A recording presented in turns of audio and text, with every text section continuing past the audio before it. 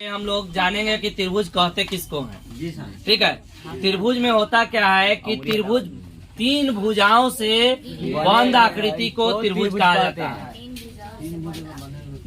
आप ध्यान से थोड़ा सा सुन लीजिए, उसके बाद अपना बोलते रहिए। ठीक है। तीन भुजाओं से बंद आकृति को त्रिभुज कहते हैं। अगर कोई ऐसा फोटो रहेगा कि यह सटा हुआ नहीं लाइन है और तीन भुजा है तो यह त्रिभुज नहीं है जी। लेकिन यह तीन भुजा जब तीनों एक दूसरे से सटा होगा तब इसका नाम होता है त्रिभुज। ठीक है जी। और इसका परिभाषा हो गया, तीन भुजाओं से बंद आकृति को त्रिभुज कहते हैं। त्रिभुज में अंग होते हैं। अगर हम इसका नाम रख दें ABC तो त्रिभुज के अंग का नाम होता है, पहला है शीर्ष। शीर्ष माने होता है माथा। जी। ठीक है, देखिए एगो ई माथा हो गया, एगो ई माथा हो गया, एगो ई माथा हो गया। तो शीर्ष हो जाएगा ABC और दूसरा अंग होगा इसका भुजा। भुजा हो जाएगा, देखिए AB, BC और CA, तीन भुजा हो गया। और उसके बाद इसमें कोण भी है, आप ध्यान से देखिए कोण भी है जी। कोण A, कोण B, कोण C, कोण A, कोण B, कोण C। यानी कि त्रिभुज के कई गो अंग हो गया? 9 गो। ठीक से देखिए, 9 गो। 3 गो शीर्ष, 3 गो भुजा, 3 गो कोण। जी। 3 गो शीर्ष, 3 गो भुजा, 3 गो कोण। याद रखिए हमेशा कि त्रिभुज के कितने अंग होते हैं? 9 अंग होते हैं। कौन कौन? 3 भुजा, 3 कोण, 3 शीर्ष। क्लियर है? इसमें आपको पढ़ना है त्रिभुज के। सबसे पहले हम लोग कुछ प्रकार पर चर्चा कर लेते हैं। त्रिभुज का प्रकार क्या होता है? त्रिभुज का प्रकार होता है, जैसे आप जानते हैं यहाँ पर जो भुजा है, भुजा के आधार पर त्रिभुज 3 प्रकार के होता है और कोण के आधार पर भी त्रिभुज 3 प्रकार के होता है। तो त्रिभुज भुजा के आधार पर हम लोग पढ़ते हैं। सबसे पहला नंबर आता है समबाहु त्रिभुज। समबाहु त्रिभुज। दूसरा नंबर आता है समद्विबाहु त्रिभुज।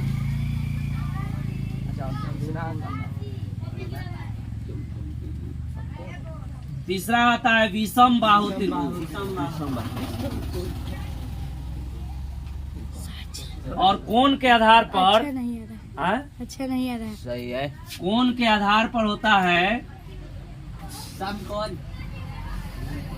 न्यून कोण त्रिभुज। न्यून कोण त्रिभुज। दूसरा होता है अधिक कोण त्रिभुज।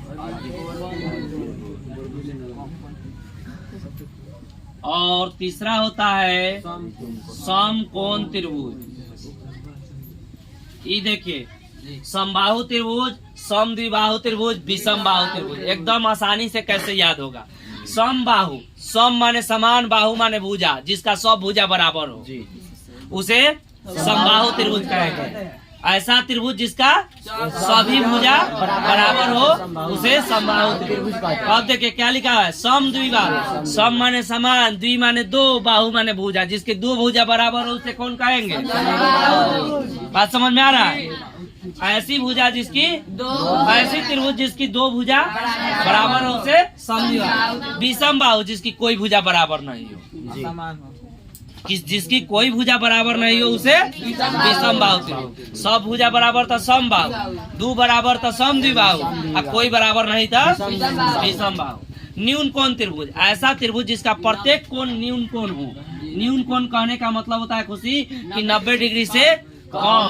तो देख सकती है इसका सब कोण 90 डिग्री से कम है जी। तो यह हो गया न्यून कोण त्रिभुज। अधिक कोण त्रिभुज, ऐसा त्रिभुज जिसका एक कोण 90 डिग्री से ज्यादा हो। ये कोण देखिए 90 डिग्री से ज्यादा है। और समकोण त्रिभुज, ऐसा त्रिभुज जिसका एक कोण 90 डिग्री का हो। इसका एक कोण 90 डिग्री का है और यह कहलाएगा कौन त्रिभुज? समकोण त्रिभुज। न्यून कोण जिसका प्रत्येक कोण 90 डिग्री से कम हो, अधिक कोण जिसका एक कोण 90 डिग्री से ज्यादा हो, सम कोण जिसका एक कोण 90 डिग्री का हो, उसे समकोण त्रिभुज। समबाहु त्रिभुज जिसकी दो भुजा समबाहु सभी भुजा बराबर हो, समबाहु जिसकी दो भुजा बराबर हो, समद्विबाहु जिसकी कोई भुजा बराबर नहीं हो, उसे विषमबाहु। क्लियर है सबको? 9th क्लास में आप पढ़ के आए हैं सर्वांगसम। सर्वांगसम का मतलब होता है सभी अंग बराबर, और एक होता है समरूप। समरूप का मतलब होता है उसके जैसा रूप। ठीक है, जैसे हम बताते हैं आपको। एक है, जैसे आप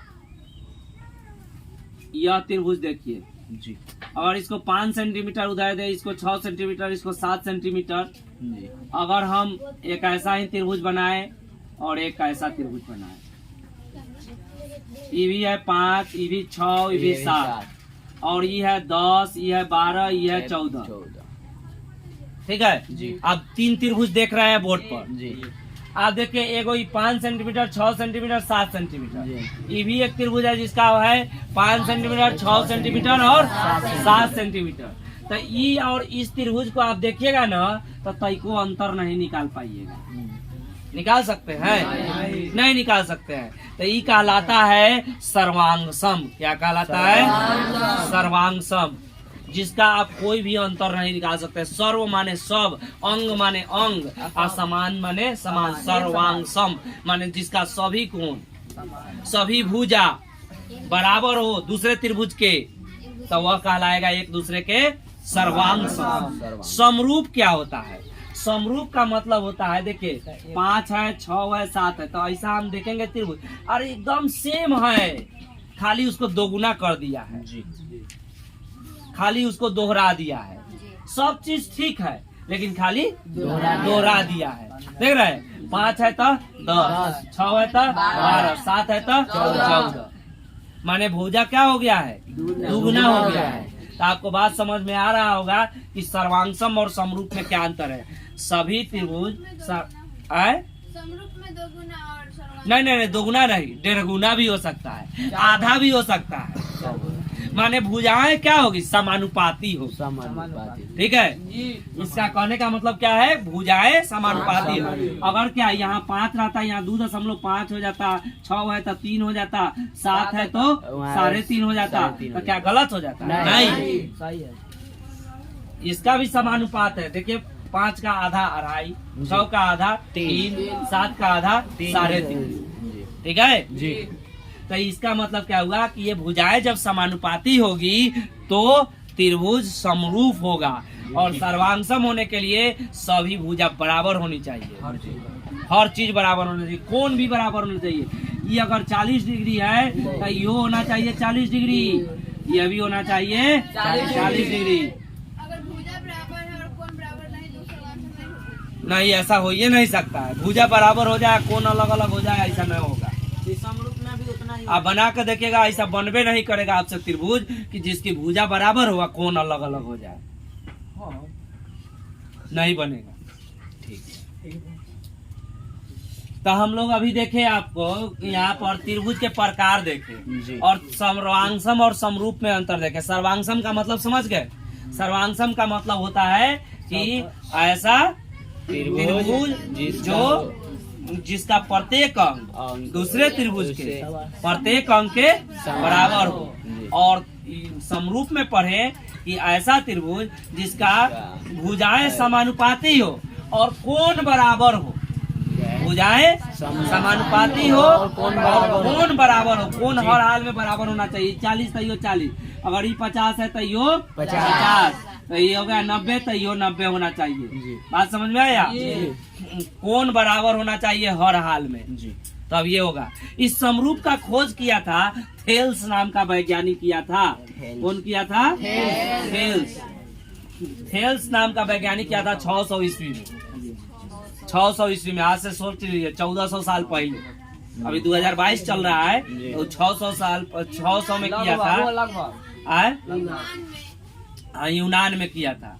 तो थेल्स प्रमेय से हम लोग कुछ सीखेंगे थेल्स ने थेल्स प्रमेय दिया था। क्या दिया था थेल्स? ये समझ में आ गया होगा समरूप। चलिए समझना है थेल्स प्रमेय।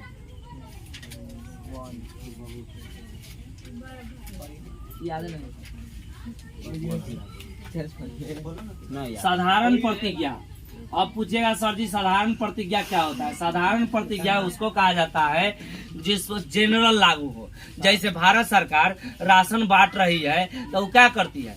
अरे राशन सबको दे रही है, ऐसा थोड़े कहती है कि ना ये पैसा वाला है इसको नहीं दो, ये गरीब आदमी है इसको दो। वो जनरल बांट रही है, जिसके पास उजला कार्ड है वो सब ले रहा है। तो वही लेकर साधारण प्रतिज्ञा है या जितना त्रिभुज है सब पर लागू होगा।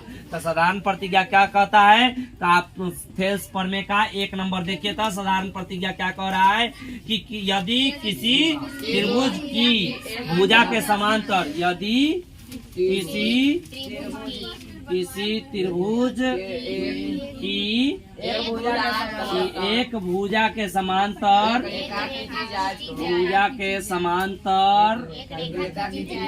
एक रेखा खींची जाए तो अन्य दो भुजाएं खींची जाए तो और वो अन्य भुजाएं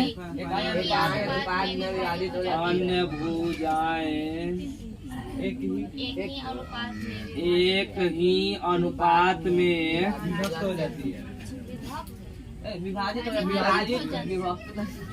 विभाजित हो जाती है। अब देखिए यहाँ पर हो गया यह जनरल फॉर्मूला हो गया कि यदि किसी त्रिभुज की एक भुजा के समांतर एक रेखा खींची जाए तो अन्य दो भुजाएं एक ही अनुपात में विभाजित हो जाती है। अब हम फोटो बना रहे हैं, देखिए फोटो इसलिए बनाए हैं। क्वेश्चन गलत लिखा दिया है। कौन? अन्य दो भुजाएं है। अन्य दो भुजाएं हैं जी। कोई बात नहीं है, अन्य दो भुजाएं कर दीजिए जी। अब हो गया। ठीक है। तो यहाँ पर हम अब नाम रखते हैं ABC। इसमें देखो सुमन एक भी त्रिभुज का नाम नहीं था, लेकिन जैसे यहाँ फोटो बना तो आप देख सकती है त्रिभुज का नाम रखा गया ABC। तो यह क्या हो गया? स्पेशल बन गया जी। स्पेशल हो गया तो इसके लिए क्या नाम रखाएगा? स्पेशल प्रतिज्ञा, विशेष प्रतिज्ञा। विशेष प्रतिज्ञा का नाम हो जाएगा यहाँ पर माना कि त्रिभुज ABC है तो जिसमें देखो उदय जी ध्यान दो कथी कर रहा है? एक भुजा के समांतर। तो इस भुजा के समांतर हम नाम रख देते हैं जी। इसका नाम रख देते हैं DE। कोई दिक्कत नहीं है। जिसमें लिख देते हैं माना कि त्रिभुज ABC है जिसमें DE समानांतर BC है। ठीक है जी। के बराबर BC है। नहीं, समानांतर अलग चीज है, बराबर अलग चीज है जी। बराबर और समानांतर में अंतर नहीं जानते हैं। देखिए यह रेखा और यह रेखा देखिए दोनों बराबर है नहीं। ये अगर 5 सेंटीमीटर है तो ये 5 सेंटीमीटर यानी कि क्या है? बराबर है। लेकिन समानांतर इसके ठीक नीचे होगा, यानी कि इसके बीच का डिस्टेंस जो है हमेशा बराबर होगा। यानी रेल का पटरी जी। रेल का पटरी कभी एक दूसरे से नहीं मिलता है जी। यानी कि वह रेल का पटरी क्या है? समांतर है। ठीक है जी। और ये बराबर समझे, बराबर जो होता है वह साइज का बराबर है, लेकिन समानांतर उसके बीच का दूरी कभी अलग नहीं होगा। यानी कि अगर यहाँ 4 सेंटीमीटर है तो कहूँ नापेंगे तो 4 सेंटीमीटर होगा जी। तो यहाँ पर आप देख सकते हैं कि माना कि त्रिभुज ABC तथा DE। अब हमको उदय करना होगा, इसमें रचना करना होगा। क्यों रचना करना होगा? क्योंकि हमको सिद्ध करना जी है कि AD बट्टा DB पहले सिद्ध करना लिखे हैं। पहले सिद्ध करना लिख दे। चलिए करना D समानांतर BC, तो हमें सिद्ध करना है कि सिद्ध करना है कि AD बट्टा DB बराबर AE बट्टा BC। दिखाई दे रहा है सबको? समझ में आ रहा है? यहाँ तक कोई कंफ्यूजन नहीं ना है? नहीं। चलिए एडी बटा डीबी बराबर ए बटा ईसी। EC। अब देखिए, अब हम रचना करेंगे। रचना करते हैं, कंस्ट्रक्शन करते हैं कि हम लोग को बनाने में सहूलियत हो, इसलिए ठीक है। जी। तो हम करेंगे सहूलियत। D से बी को सी से तथा बी को सी से नहीं, बी को ई से D को E तथा डी को सी से मिलाया और डी से एई पर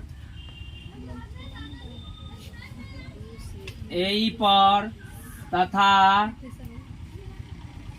ई से एडी पर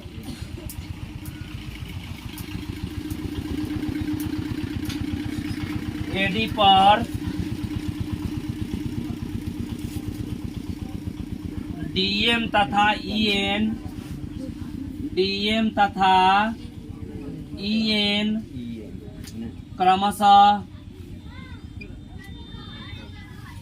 लंब खींचा। देखिए यह बात लिखा गया। अब उदय कुमार हमने क्या लिखा है? बी को ई से, B को A तब बी को ई मिलाना से है। मिला देते ठीक हैं। है। रचना हमेशा टूटी हुई रेखा में करते हैं शिवम। ठीक है। और सी को डी से मिलाया। रचना हमेशा टूटी हुई रेखा में करते हैं। क्यों? क्योंकि यह अलग से जोड़ रहे हैं, यह क्वेश्चन का हिस्सा नहीं है, इसलिए हम लोग टूटी हुई रेखा से करते हैं। जी। आपको याद होगा फिजिक्स में पढ़े थे, काल्पनिक प्रतिबिंब जब बनता था तब टूटी हुई रेखा से बनाते थे। क्यों? क्योंकि वह भाई ओरिजिनल में है नहीं, हमारी आंखों का भ्रम है कि वह दिखाई दे रहा है। उसी तरह यह क्वेश्चन का हिस्सा नहीं है, इसलिए टूटी हुई रेखा में। अब कह रहा है देखो, डी से एई पर लंब खींचे हैं। ठीक है। कथी नाम का रखे हैं? एम रखे हैं का? जी। अब फिर कह रहा है ई से एडी पर, E से N एन इसका नाम रखे हैं। जी। एकदम कंसंट्रेट रहिए, थोड़ा भी इधर उधर ध्यान जाएगा बस गड़बड़ा जाएगा। ठीक है। रचना ही समझ में आ गया। जी। रचना हो गया। रचना के बाद में करना होता है विवेक। विवेक का आ रहा है प्रमाण। ठीक है। जी।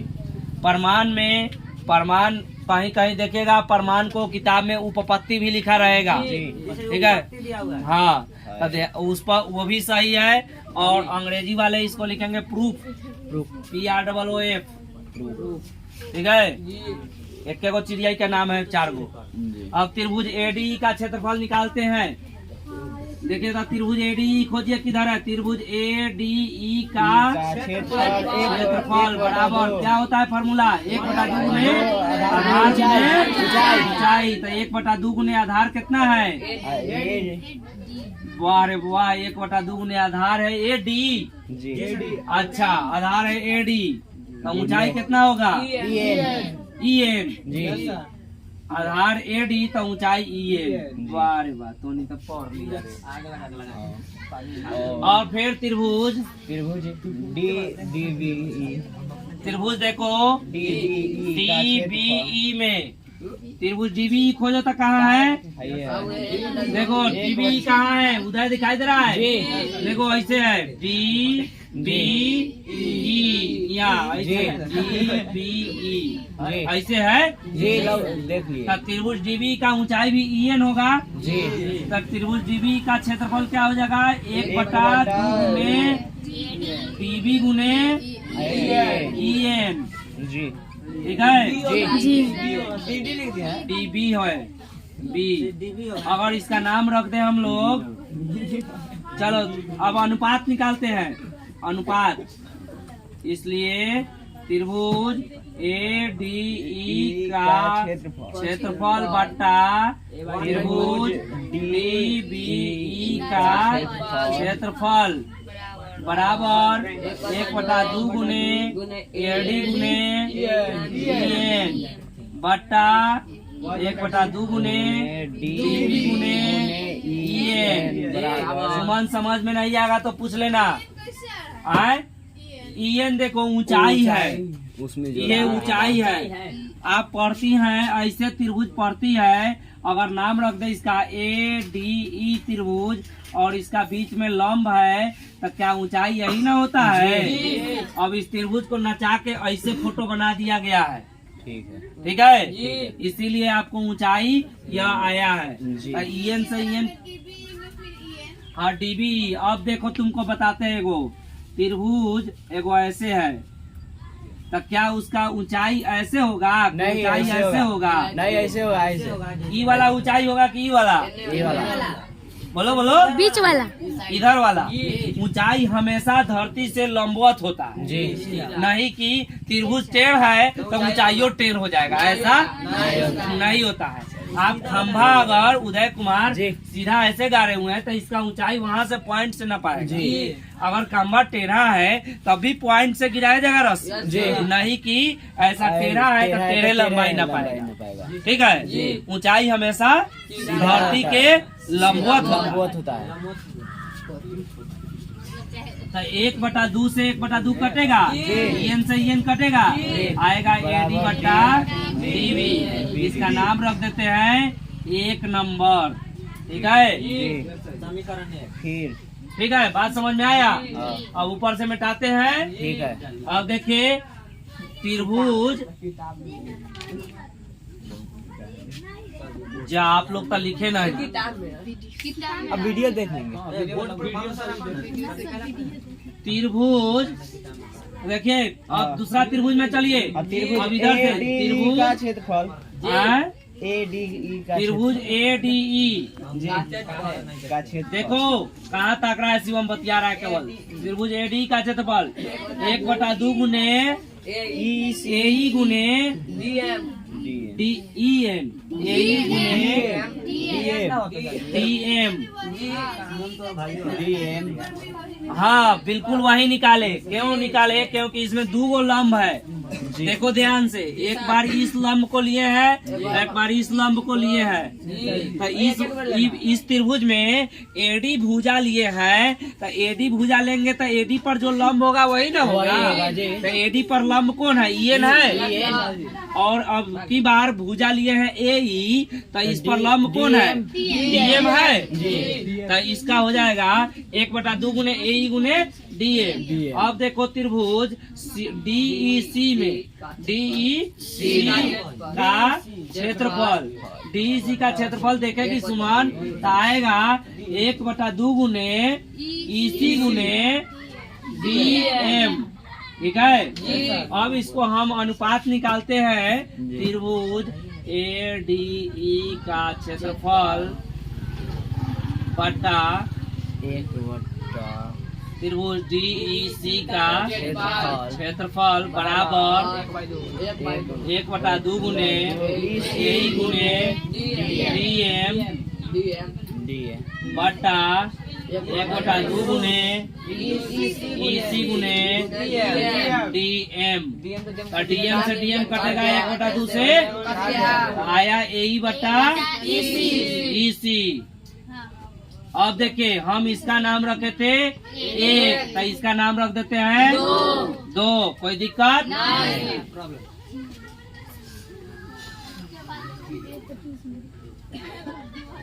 अभी हमने 1 और 2 समीकरण निकाल लिया। अब हम देख रहे हैं कि उदय यह जो है एक समांतर रेखा के बीच का 2 त्रिभुज आपको मिल रहा है जी। एक समांतर रेखा कौन है? DE समानांतर है जी। BC के। अभी हम क्वेश्चन में लिखे थे जी। DE समानांतर है BC के। और एक ही समांतर रेखा के बीच में बने कोई भी 2 त्रिभुजों का क्षेत्रफल जो होता है वो बराबर होता है। तो आप देख सकते हैं यह DEC कहाँ है? इसी रेखा के बीच में है। यह आप देख सकते हैं DBE कहाँ है? इसी रेखा के बीच में है। यानी कि दोनों त्रिभुज समांतर रेखा के बीच में है, तो उस दोनों का क्षेत्रफल बराबर होगा। जब दोनों का क्षेत्रफल बराबर होगा तो हम थोड़ा दोनों को बराबर कर लेते हैं। यानी कि एक भी समांतर रेखा के बीच बने दो त्रिभुजों का क्षेत्रफल समान होता है, इसलिए त्रिभुज ADE का क्षेत्रफल बटा त्रिभुज DEC का क्षेत्रफल बराबर त्रिभुज ADE का क्षेत्रफल बटा त्रिभुज DBE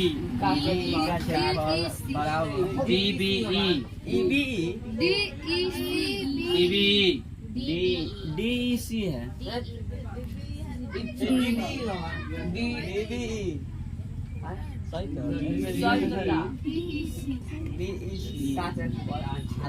DEC का क्षेत्रफल आपको देखने में दोनों बराबर आ गया, यानी कि दोनों बराबर आ गया। देखो ये दोनों बराबर है जी है। ऊपर वाला देख रहा है उदय, जी दोनों कथी है ADE का क्षेत्रफल ADE का क्षेत्रफल, तो ये दोनों एक्चुअल में बराबर हो गया। अब दोनों बराबर हो गया तो हमको मान कथी आया, ADE का क्षेत्रफल बराबर AD बटा बोलिए नहीं रहा है, DB क्या आया है AD बटा DB बराबर AE बटा देखो तो ये ना सिद्ध करना था, तो यहाँ पर लिखेंगे प्रमाणित। बात समझ में आया। और इसी में एक और है उदय, थोड़ा सा इसमें और जोड़ते हैं अपना से। यहाँ पर आपका प्रमेय क्लियर हो गया, लेकिन हाँ कंप्लीट इनमें कुछ एक और आपको उदाहरण बता देते हैं। जैसे AD बटा DB +1, दोनों बगल हम एक जोड़ने के लिए फ्री हैं। AE बटा EC +1, दोनों बगल एक जोड़ते हैं तो क्या होता है, देखिए AD प्लस DB बटा DB बराबर AE प्लस EC बटा EC। देख रहे हैं AD और DB जोड़िए, AD इतना और DB जोड़िएगा तो क्या आएगा, AB आएगा। देखिए यहाँ ध्यान से AD और प्लस DB जोड़ देंगे तो क्या आ जाएगा, AB आएगा। तो AB बटा DB बराबर AE प्लस EC जोड़िए, AE प्लस EC तो क्या आएगा, AC बटा EC। तो यह भी फॉर्मूला होता है। आपसे इस पर सवाल पूछेगा। स्टॉप।